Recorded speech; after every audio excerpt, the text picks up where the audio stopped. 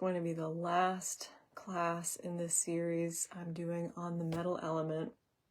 And then we're finally going to move on, because it definitely feels like winter now, even though the solstice is still a little ways away. So the metal element is associated with autumn, and water is associated with winter. So in this class, this final class on the metal element, we're going to talk about spectrums of emotion that can present within someone, and as a manifestation of the metal element within. And so we've touched on, to some degree, some of these qualities in the previous classes.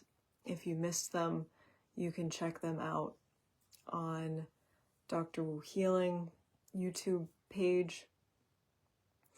And so the first spectrum we'll talk about is from fragile to unyielding. So on the one hand, the metal element, like in deficiency, could yield or could manifest as a kind of fragility in someone versus an unyielding rigidity.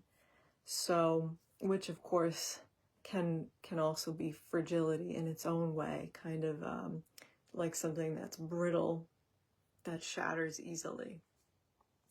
So we think about the metal's connection to skin, and in particular the lung has a strong connection with the skin in Chinese medicine.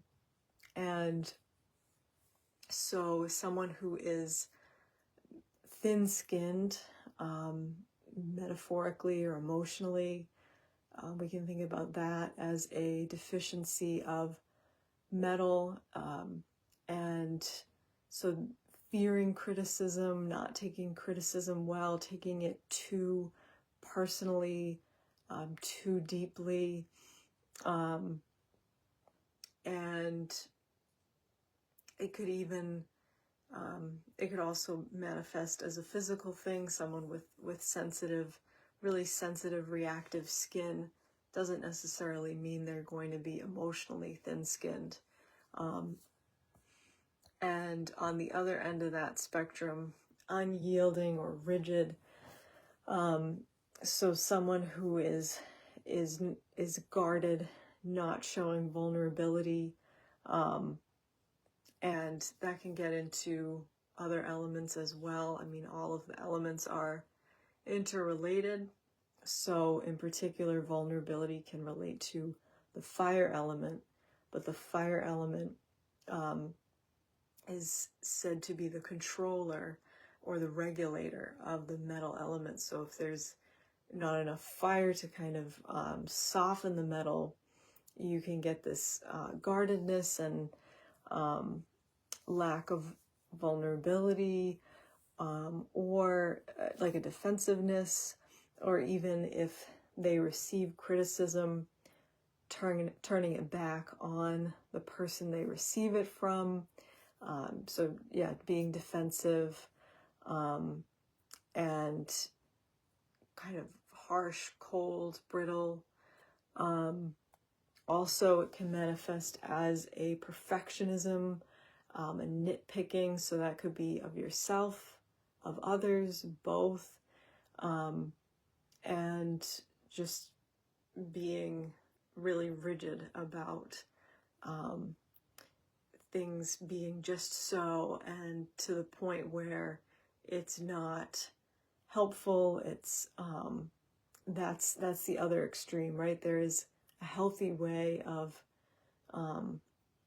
seeing imperfections, so to speak, or seeing where there's room for improvement and expressing that in a way that's not harsh, that's simply kind of stating things as they are. So that would be kind of the healthy middle, and being able to receive criticism as, when it's given constructively, to receive it and to be able to take it in and use it if it's useful to you, and forget it if it's not. So that's the first spectrum of metal emotion. So on the deficient end, fragile; on the excess end, rigid or unyielding. And next we'll talk about being kind of cut off versus overly seeking, kind of obsessed with connection. And so with cut off, this is like the deficient side of it. Can seem aloof or be aloof, like a wallflower, so to speak, hang out on the outskirts of group gatherings, parties, social events, if they even go. And it may not be a shyness so much as literally a lack of chi, specifically a lack of lung chi. To actually speak takes energy, and some people, it's not a thought, it's not an issue at all. For others, it is just, you're very aware of of that as a resource, a limited resource, the energy to actually vocalize, to make sound, and there is a vulnerability to it as well. So that can kind of, a lot of these emotions can coincide with each other. So the more kind of fragile person might also be wanting less to speak up, and feeling more easily vulnerable. It could also manifest as like when you are looking at someone, it's like they're not meeting your eyes, they're kind of like looking through you, past you. That can be a metal quality. On the other end of the spectrum, so from cut off or aloof to seeking connection, like desperately, and this in the metal way.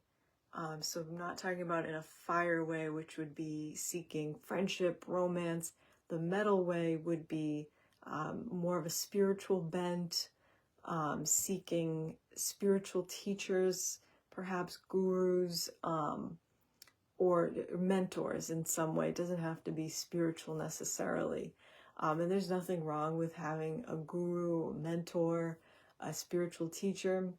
But the imbalanced end of the spectrum would be to put these people on pedestals, to see a person as a god, or almost like a deity, or a demigod, rather than as another human being, regardless of the wisdom, the experience they may have. So that in latching on to people, idolizing people, and in seeking like a father figure, which doesn't necessarily mean someone masculine. It could be, again, in this sense, it would be like a teacher, a guide, a mentor, and putting them on a pedestal. And also could be like, if you find that person you revere, then obsessing about other people viewing that person the same way, and giving them what they think is respect, the same level of respect. Moving on to the next spectrum, resigned to overworking. So pretty straightforward. Resigned, you might have a mentality of like, why bother, everything is crap, nothing matters, and just a kind of inertia, or an inert energy, versus overworking, being an overachiever, wanting to be the best. So that's pretty straightforward spectrum. On the deficient side, resigned, to the excess side, overachieving, can get into that perfectionism again, obsessed with being the best, even though you may not care about what it is you're pursuing. It's just about that perceived status. And next spectrum, from craving what you see as quality to kind of messy and polluted, and just not caring about good quality, so to speak. So on the one end, perhaps getting fixated on things being high quality, like stuff. It could be clothes, jewelry, cars, technology, really just, and again, on an unhealthy side, could be just about like the appearance of that to the outside world. Like, this indicates that I am valuable because I have all these things viewed as valuable, and actually lacking a connection with your true values. To the other end of the spectrum, being maybe even wanting to appear kind of like bad and tough and scrappy. And sometimes people get caught up in what it appears that they value.